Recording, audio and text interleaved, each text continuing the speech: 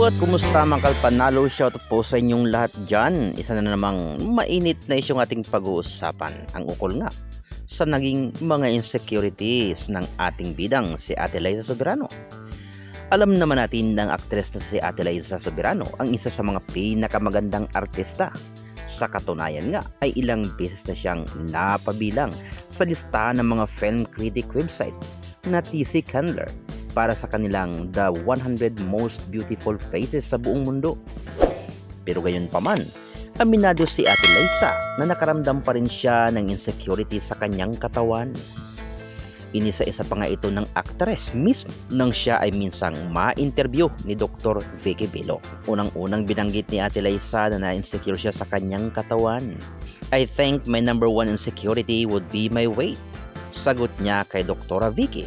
Dagdag pa niya, I think that's no secret all throughout my showbiz career. I would always get criticized for my weight fluctuating back and forth.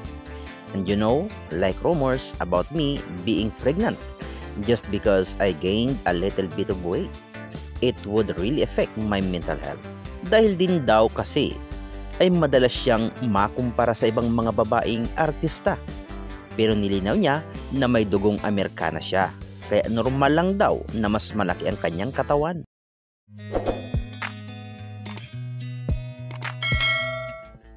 I always get compared to girls that are smaller than me, and because I'm half Filipino, half American, I also am a little bit on the bigger side, paliwanag niya. Bukod pa nga diyan, isa rin sa kanyang alalahanin ay ang kanyang kutis o balat.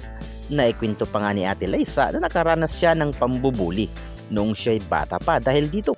Not my face but on my body, because I really had bad skin growing up, because I have allergic reactions to the air, change in the environment, because I grew up in America and I came here and all of a sudden I had all these rashes coming up my legs and stuff. Dagdag pa ng aktres.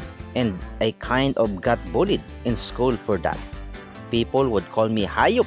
Instead of saying Hi Hope, it would be like Hayop. Because people would say that I have galis like dog because my skin was really bad. At ang huli niyang nabanggit na insecurity sa kanyang katawan ay ang kanyang buhok. Ibinunyag din niya na nagkaroon siya ng tinatawag na alopecia areata. Isang kondisyon ito ng pagkalagas nga ng buhok dahil sa stress.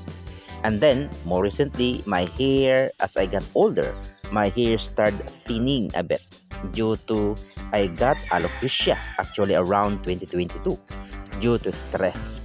Pagbubunyag nga ng stress.